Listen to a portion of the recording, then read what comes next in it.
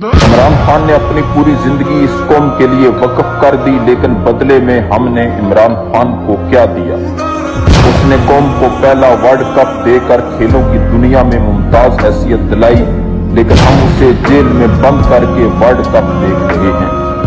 اس نے تعلیم کے گرتے نظام کو کندھا مہیا کرتے ہوئے نمل یونیورسٹی بنائی، حکومت میں آ کر نئی یونیورسٹیوں پر کام کا آغاز کیا۔ ہم نے اس پہ القادر یونیورسٹی کا کیس بنا کر جیل بھیج دیا۔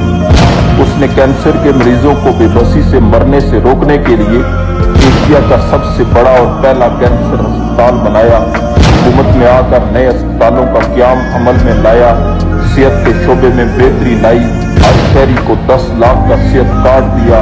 ہم نے اس پہ گولیوں کی بچھاڑ کر کے ہسپتال پہنچایا۔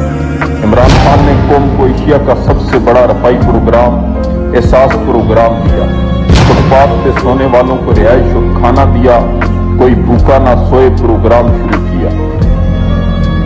غریبوں، بزرگوں، بیواؤں، کسانوں سمیت ہر طبقے کے لیے پیکیجز دیے۔ کورونا آیا تو نقد کیش دیا، مفت دوائیاں دی، ہر موقع پہ قوم کا احساس کیا۔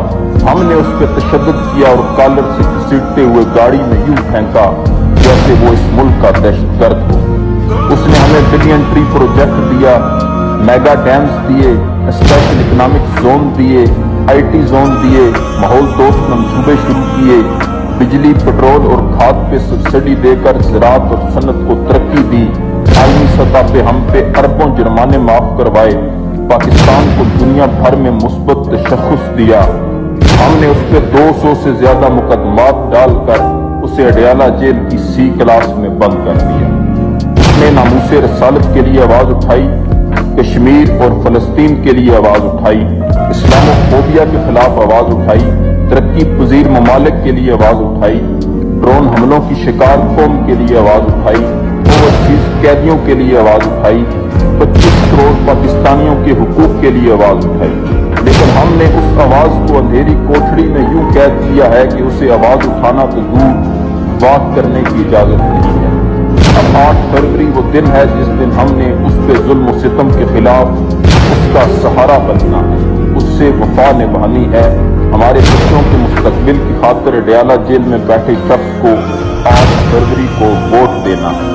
آئیے عہد کریں کہ ہم اپنا اور اپنے خاندان اور دوستوں کا ووٹ اسے دلوائیں گے جس نے ہمیں دنیا میں عزت و تکریم دلائی اور پاکستان کو خوشحالی اور ترقی کی راہ دکھائی۔ پاکستان زندہ باد، عمران خان پائندہ باد۔